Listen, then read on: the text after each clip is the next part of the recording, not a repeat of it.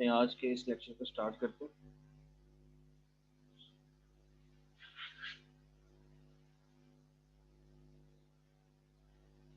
Dear students, कल हमने JavaScript का इंट्रोडक्शन लिया।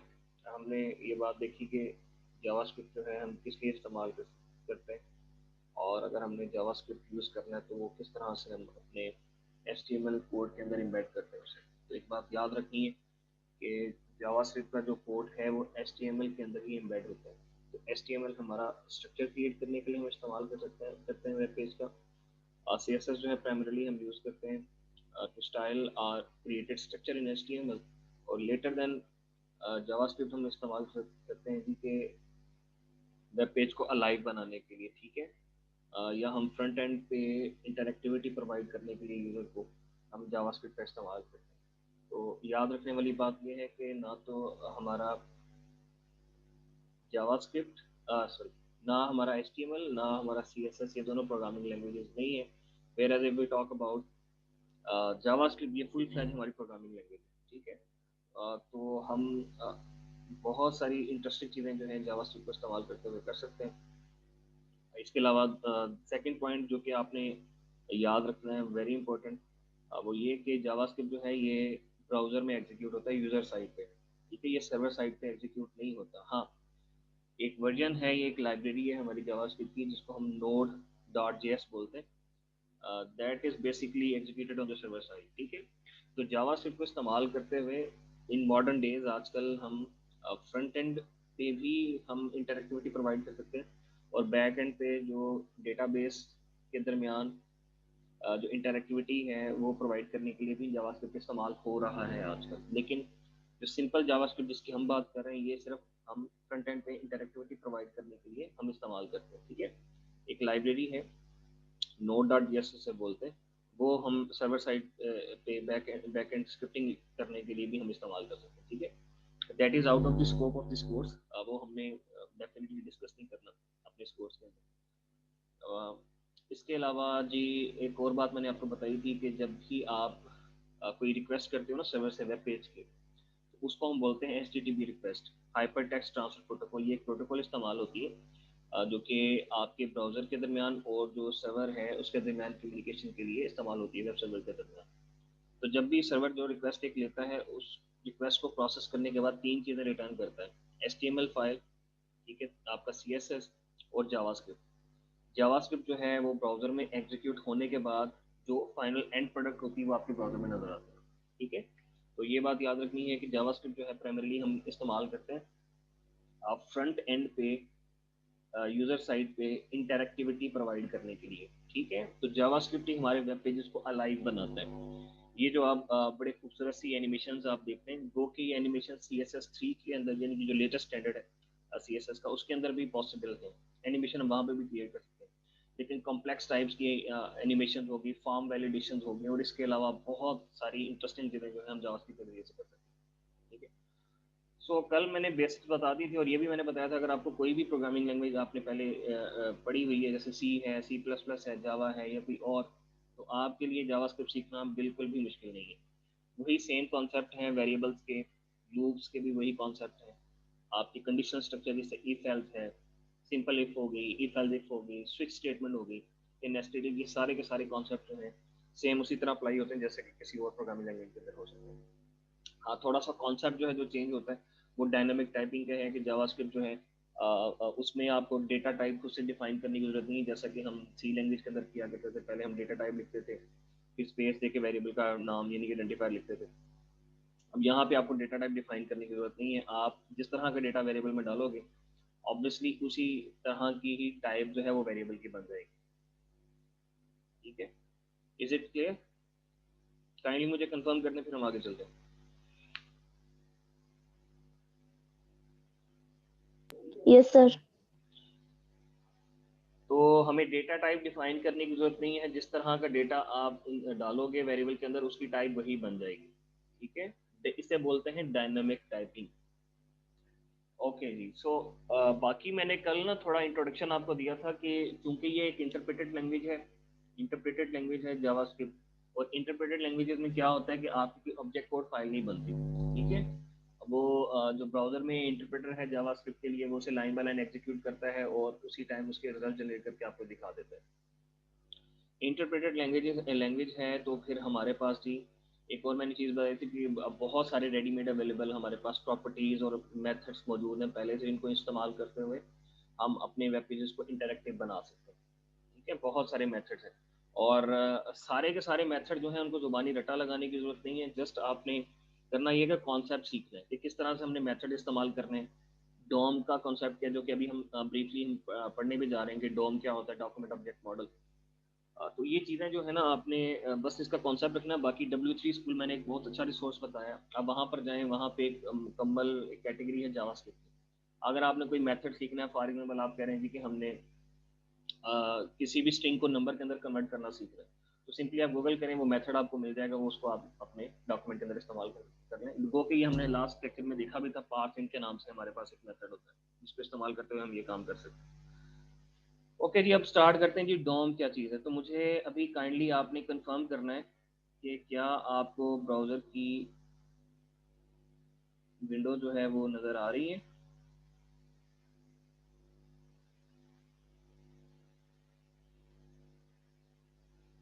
जी मुझे बता दें, नज़र आ रही है स्क्रीन? यस सर, नजर आ रही है। ओके जी, जब बेटा आपका डॉक्यूमेंट ब्राउज़र के अंदर लोड होता है ना, ब्राउज़र के अंदर लोड होता है डॉक्यूमेंट, तो आपका ब्राउज़र क्या करता है, उस पर मौजूद तमाम जितने भी एलिमेंट्स हैं उनको ऑब्जेक्ट ट्रीट करते हुए ना, एज एन ऑब्जेक्ट ट्रीट करते हुए उनकी एक हायरार्की बना लेता है। हायरार्की कैसे बनती है, वो जिस तरतीब से एलिमेंट आ रहे होते हैं। जैसा कि सबसे टॉप पे जो एलिमेंट होगा हमारे पास, वो कौन सा होगा, डॉक्यूमेंट। ठीक है, I can show you, annotate करते हैं, ठीक है। सबसे पहले टॉप पे क्या होगा, हमारे पास डॉक्यूमेंट होगा। अच्छा, डॉक्यूमेंट में क्यों डॉक्यूमेंट टॉप पे है, क्योंकि हमारा HTML जो हम पेज होता है वो एक डॉक्यूमेंट है, ऐसे समझ लें आप। अच्छा, डॉक्यूमेंट के अंदर जो टॉप रूट एलिमेंट है वो क्या होता है, सबसे टॉप पे HTML होता है ना हमारा। अच्छा, HTML के अंदर फिर दो मेन टैग्स आते हैं हमारे, एक आता है हेड टैग, एक आता है बॉडी टैग। हेड टैग के अंदर क्या क्या चीज़ें आ सकती हैं, मेटा टैग होता है, टाइटल टैग हो सकता है, स्क्रिप्ट टैग हो सकता है, लिंक टैग हो सकता है, बाकी और सारे टैग भी हो सकते हैं जो हेड के अंदर आएंगे। इसका मतलब ये हुआ कि ये जो HTML टैग है ना, वो डायरेक्ट पेरेंट है हेड का और बॉडी का, इनका पेरेंट चाइल्ड का रिलेशनशिप। अच्छा, ये जो है क्या मेटा, और मेटा जो है वो क्या चाइल्ड है HTML टैग का? नहीं जी, डायरेक्ट चाइल्ड नहीं, इनडायरेक्ट है। वो जो मेटा टैग है वो हेड टैग का चाइल्ड है, head tag then in result जो है HTML टैग का चाइल्ड है। ठीक है, same goes for the other tags. अब बॉडी टैग जो है वो डायरेक्ट डिसेंडेंट है HTML टैग का, यानी HTML इसका पेरेंट हो गया, ये चाइल्ड हो गया। अच्छा, बॉडी टैग के अंदर जितने भी आप टैग इस्तेमाल करते हो, H1 हो गया, H2 हो गया, H3 हो गया, पैराग्राफ टैग हो गया, div टैग हो गया, स्पैन टैग हो गया, या बाकी जितने भी आपने इमेज टैग हो गया, टेबल टैग, वो सारे बॉडी के अंदर लिखते हैं ना, वो सारे बॉडी के चाइल्ड होंगे। ठीक है, तो मैं दोबारा एक्सप्लेन कर रहा हूँ कि जैसे ही आपका डॉक्यूमेंट जो है, या HTML डॉक्यूमेंट या HTML वेब पेज जो है वो ब्राउज़र में लोड होता है, एंड उसी वक्त जो है आपका ब्राउज़र जो है उसमें मौजूद जितने भी एलिमेंट्स हैं आपके वेब पेज में, उनको ऑब्जेक्ट ट्रीट करते हुए उनकी एक हायरार्की बना लेता है। ठीक है, उस हायरार्की को जी इस्तेमाल करते हुए हम क्या कर सकते हैं, डॉक्यूमेंट को मैनिपुलेट कर सकते हैं। ये जो हायरार्की बनती है ना ऑब्जेक्ट्स की, इसको हम बोलते हैं डॉक्यूमेंट ऑब्जेक्ट मॉडल। क्या बोलते हैं, document object model. Is it clear? Kindly confirm कर दें, फिर आगे चलते हैं। Yes sir. एक बार दोबारा मैं एक्सप्लेन करता हूँ, फिर हम आगे चलते हैं। ये थोड़ा कॉन्सेप्ट जो है वो स्टूडेंट्स को मुश्किल लगता है, लेकिन वेरी इजी। दोबारा एक्सप्लेन कर रहा हूँ मैं कि ब्राउज़र जो है हमारे HTML डॉक्यूमेंट में जितने भी एलिमेंट्स हैं उनको, अच्छा काइंडली अभी होल्ड कीजिएगा 1 मिनट।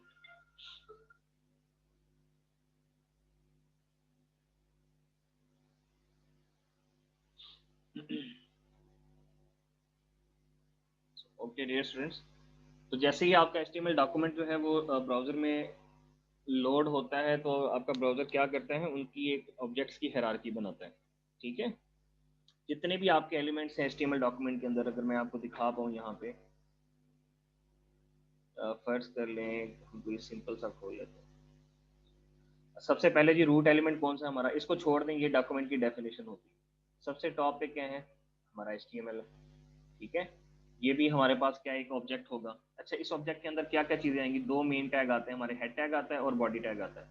अच्छा, हेड टैग के अंदर क्या क्या चीज़ें आ सकती हैं, टाइटल टैग आ सकता है, मेटा हो सकता है, लिंक हो सकता है, स्क्रिप्ट टैग हो सकता है, बाकी और भी टैग्स कुछ आ सकते हैं। तो इसका मतलब ये हुआ कि जो HTML है ये हमारा रूट एलिमेंट है, ठीक है। HTML हमारा रूट एलिमेंट हुआ, ठीक है, इन तमाम का, यानी कि हेड का और बॉडी का, यानी इनका ये पेरेंट है, ये हेड और बॉडी के इनके चाइल्ड हैं। हेड टैग जो है पेरेंट है किनका, टाइटल का, मेटा का और लिंक का, ठीक है। तो क्या टाइटल, मेटा और लिंक जो है वो इसके चाइल्ड हैं HTML के, इनडायरेक्ट चाइल्ड हो सकते हैं, डायरेक्ट चाइल्ड नहीं है। डायरेक्ट चाइल्ड किसके हैं, हेड सेक्शन के। ये जो तरतीब है ना, ये जो तरतीब है, ब्राउजर इसी तरतीब से एक हायरार्की बनाता है, उसको हम बोलते हैं document object model, DOM. Document object model क्या है, डॉक्यूमेंट ऑब्जेक्ट मॉडल कि आपका वेब पेज ब्राउजर में लोड हुआ, जितने भी आपके टैग्स हैं समझ लें सारे के सारे ऑब्जेक्ट्स हैं। ये HTML वाला ये एक ऑब्जेक्ट हो गया, ये हेड सेक्शन वाला ऑब्जेक्ट हो गया, टाइटल, मेटा, हर चीज़ ऑब्जेक्ट है। लेकिन जिस तरतीब से वो डॉक्यूमेंट के अंदर अपेयर हो रहे हैं, प्रेजेंट हो रहे हैं, आपको दिखाई दे रहे हैं, उसी तरतीब से उनकी एक हायरार्की बनाता है ब्राउजर, जिसको हम डॉक्यूमेंट ऑब्जेक्ट मॉडल बोलते हैं। इस डॉम को हम क्या करते हैं जी, अपनी मर्जी से इसे हम मैनिपुलेट कर सकते हैं, और हाँ, इसको हम मैनिपुलेट करके बहुत इंटरेस्टिंग चीजें कर सकते हैं, ठीक है। वो अभी हम सीखेंगे भी कैसे कर रहे हैं। अच्छा जी, इसकी समझ आ गई है, फिर हम आगे चलते हैं जी। काइंडली कंफर्म कर दें। जी सर। ओके जी। सो नाउ कुछ हैंड्स ऑन प्रैक्टिस करते हैं। एक स्लाइड मैंने आपको पहले भेजी हुई थी ग्रुप के अंदर, उसको आप स्टडी कर लीजिएगा, जो मैंने बात बताई है वो आपको बात जो है वो क्लियर हो जाएगी। वन मोर थिंग कि बेटा जितने भी आपके ऑब्जेक्ट्स हैं उनके साथ कुछ इवेंट्स भी एसोसिएटेड होते हैं। इवेंट क्या है, चेंज इन बिहेवियर। मैं किसी ऑब्जेक्ट पे जैसे बटन पे क्लिक करता हूँ, ये एक इवेंट है। अगर आप चाहते हैं जी बटन पे हम क्लिक करें तो कोई काम हो जाए, ठीक है, कुछ आप परफॉर्म करना चाह रहे हैं, तो बटन पे क्लिक वाले इवेंट को आपको रजिस्टर करना पड़ेगा। इसी तरह एक टेक्स्ट बॉक्स है, टेक्स्ट बॉक्स में जी आप कुछ इंटर कर रहे हैं, तो ऑब्वियसली टेक्स्ट बॉक्स की वैल्यू चेंज हो रही है, तो आप इसको कैप्चर करना चाह रहे हैं, आप चाह रहे हैं जी कि टेक्स्ट बॉक्स पे हम कुछ लिखें, तो कोई काम परफॉर्म करना चाह रहे हैं आप, तो इसके लिए भी ये भी एक इवेंट होगा हमारा। आप जी माउस जो है किसी ऑब्जेक्ट पे ऊपर ऊपर से मूव करते हो, तो ये होवर होगा हमारा। बहुत सारे हमारे पास ऑब्जेक्ट्स हैं, आप उन ऑब्जेक्ट्स को रजिस्टर करके जावास्क्रिप्ट का कोड जो है एग्जीक्यूट कर सकते हो। तो किस तरह से हम इवेंट हैंडलर बनाते हैं वो भी हम आज ब्रीफली देखेंगे। बाकी मैंने आपको स्लाइड भेजी हुई है, आप डियर स्टूडेंट्स उन स्लाइड्स को अच्छे तरीके से गो थ्रू कीजिएगा, जो मैंने अभी आपको बातें बताई हैं सारी की सारी आपको समझ आ जाएंगी। Okay, now let's head towards visual studio code. और अब जी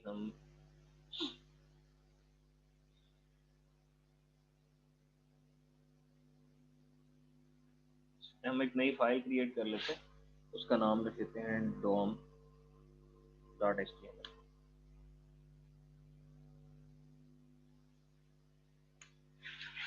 ओके, सुनो इसमें जी दो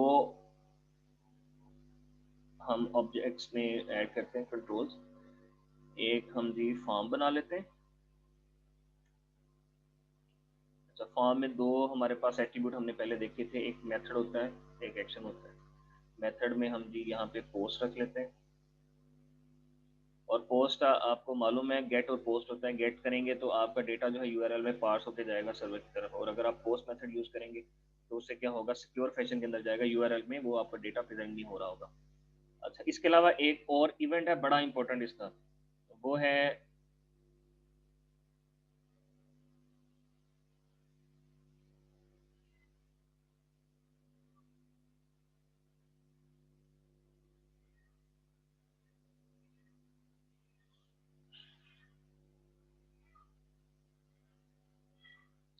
ऑन सबमिट है हमारा एक इवेंट, ठीक है। ऑन सबमिट जो है ये कब अकर होगा, जब हम फॉर्म को सबमिट करते हैं, ठीक है। लेकिन हम फॉर द टाइम बीइंग इसके ऊपर मैं फोकस नहीं करना चाह रहा, ठीक है। हम एक टेक्स्ट बॉक्स इसमें ऐड कर लेते हैं, टाइप इसकी रख लेते हैं टेक्स्ट, और नाउ प्लेस होल्डर यहाँ पे रख लेते हैं, यानी कि जो आपको बैकग्राउंड में हल्का सा टेक्स्ट नजर आता है, enter your text hair.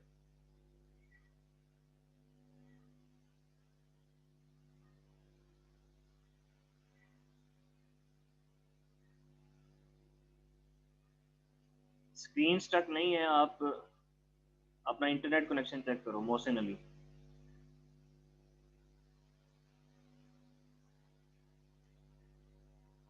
Okay, kindly confirm करते हैं स्क्रीन नजर आ रही है ना सबको?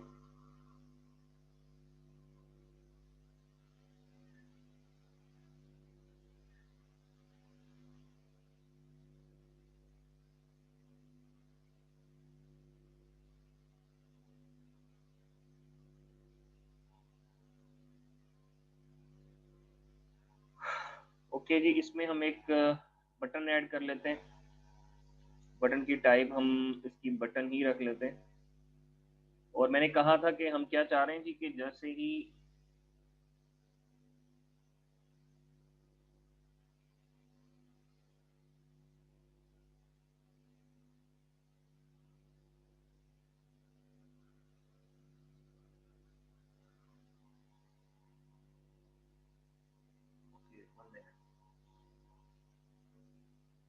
ये अब आ रही है नजर?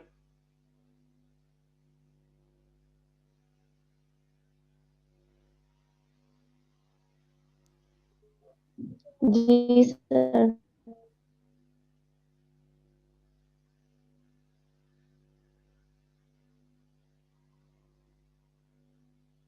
हाँ ठीक है, ओके। सो हम एक डॉक्यूमेंट क्रिएट कर रहे हैं डोम की प्रैक्टिस के लिए। हमने एक फॉर्म बनाया, उसमें हमने एक इनपुट फील्ड रख ली है। इसकी मैं जी आईडी जो है वो रख लेता हूँ जी के टेक्स्ट बॉक्स के। नाउ हम जी फॉर्म बटन का इस्तेमाल करते हैं, और बटन की हम टाइप बटन ही रख लेते हैं, और let's name it as click. और यहाँ पे ना हम चाह अब ये रहे हैं कि जैसे ही हम इस बटन पे क्लिक करें ना, तो टेक्स्ट बॉक्स में जो हमने कलर की वैल्यू दी है, जो कलर लिखा हुआ वो बैकग्राउंड का कलर चेंज हो जाए उसी कलर से। ठीक है, तो ये हम कैसे करेंगे?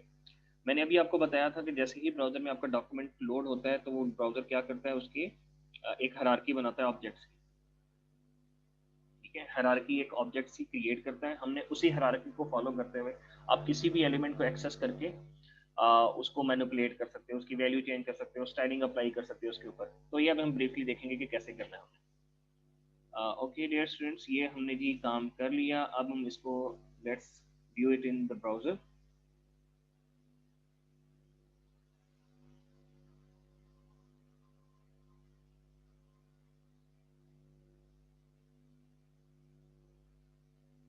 ठीक है जी। सो अब हम करना ये चाह रहे हैं, जैसे हम इस बटन पे क्लिक करें ना, जैसे ही बटन पे क्लिक करें तो यहाँ पे कलर की जो वैल्यू दी हुई है वो बैकग्राउंड उसी कलर से चेंज हो जाए हमारा। तो अब इसके लिए क्या करना पड़ेगा? डेफिनेटली जी हमें जावास्क्रिप्ट की जरूरत पड़ेगी।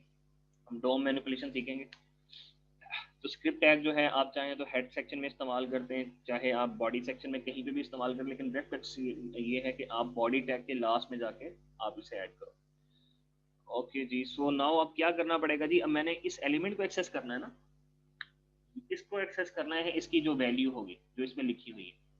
ठीक है, और मुझे एक और काम करना पड़ेगा कि जब मैं इस बटन पे क्लिक करूं तब वो काम होना चाहिए ना। अच्छा, यहाँ पे मुझे एक इवेंट रजिस्टर करना पड़ेगा ऑन क्लिक। जब हम क्लिक करें तो फिर क्या हो, ये माई फंक्शन के नाम से, माई फंक्शन के नाम से ये मेथड है, ये एग्जीक्यूट हो जाए।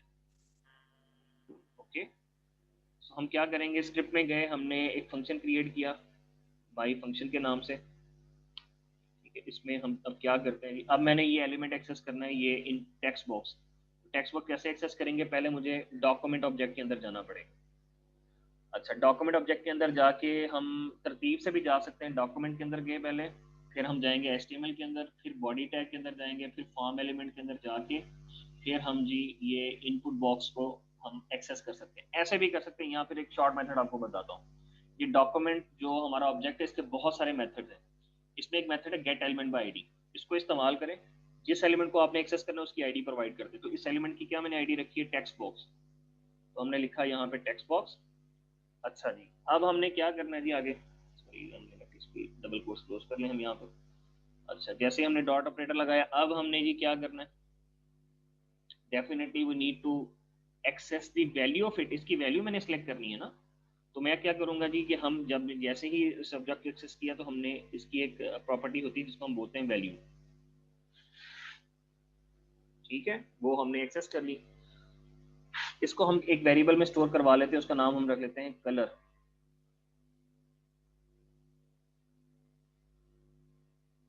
पहले इसे ना let's check it one time कि ये सही तरीके से काम कर रहा है हमारा, या कहीं हमने मिस्टेक तो नहीं की।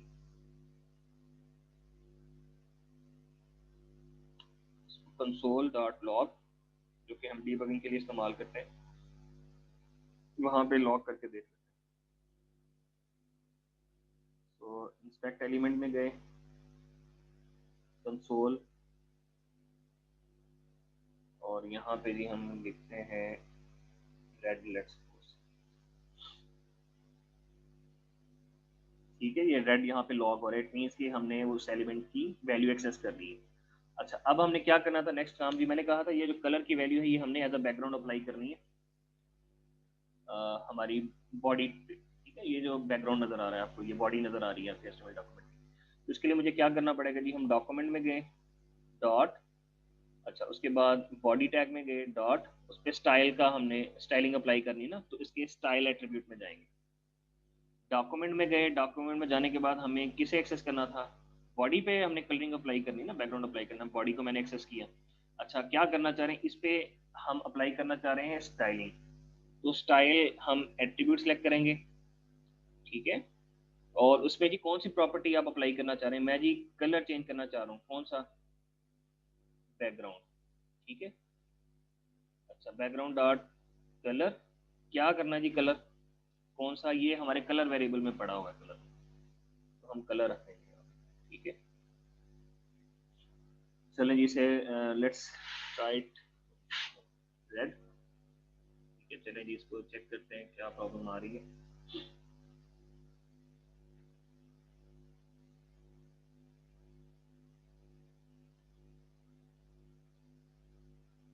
इसको लॉक कर लेते हैं। अच्छा, ये हमारा जूम सेशन का टाइम खत्म हो रहा है, मैं दोबारा एक नई मीटिंग जनरेट करूंगा, उसे ज्वाइन करना है आपको।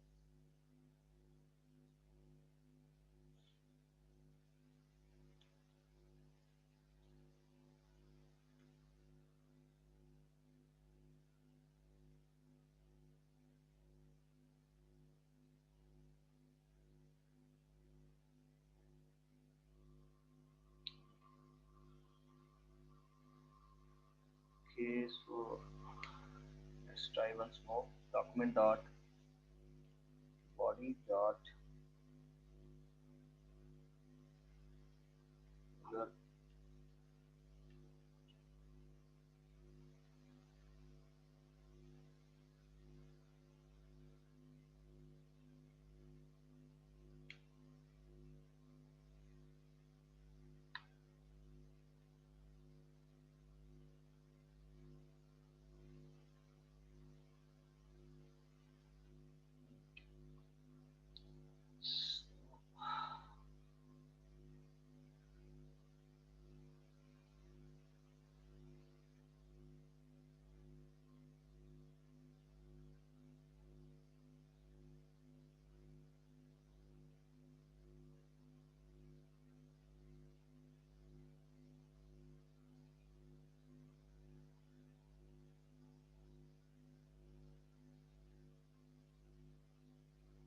ठीक है अच्छा इसे डिस्कस कर लेते हैं दोबारा एक बार।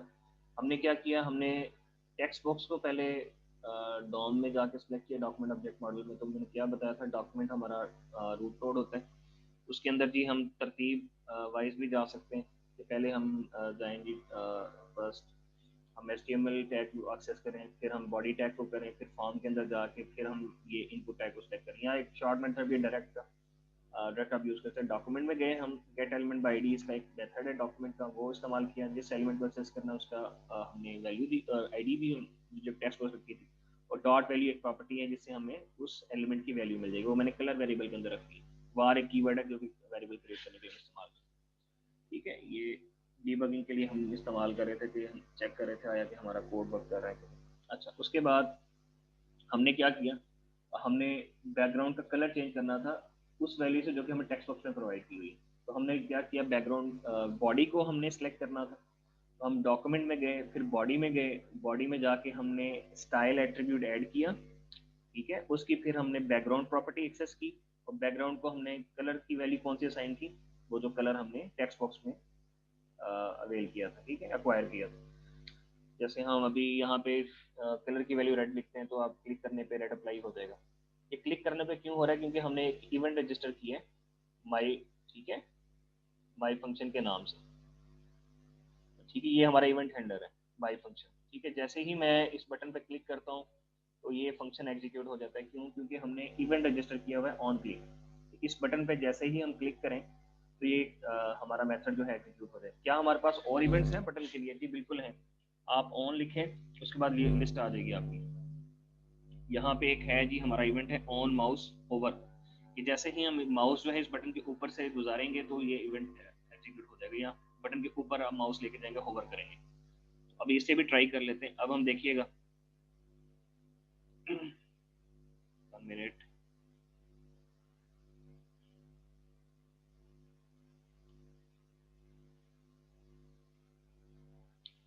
On mouse out, on mouse move, दोनों चेक कर लेते हैं।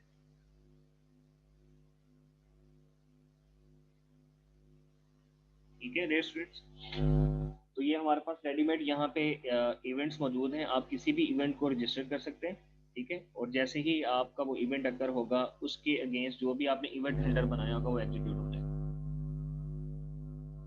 ये एक सिंपल सी प्रैक्टिस थी ये देखने के लिए कि किस तरह से हम डॉम को मैनिपुलेट करते हैं। दोबारा एक बार बता देता हूँ, मैं एक्सप्लेन कर देता हूँ कि जैसे ही आप किसी डॉक्यूमेंट को ब्राउजर में लोड करते हो, ब्राउजर क्या करता है, उसमें जो जितने भी आपके टैग्स हैं, एलिमेंट्स हैं, उनको ऑब्जेक्ट ट्रीट करते हुए जिस तरतीब से वो आ रहे हैं उनकी एक हायरार्की बना लेता है, तरतीब बना लेता है, ठीक है। तो सबसे टॉप पे हमारे पास जी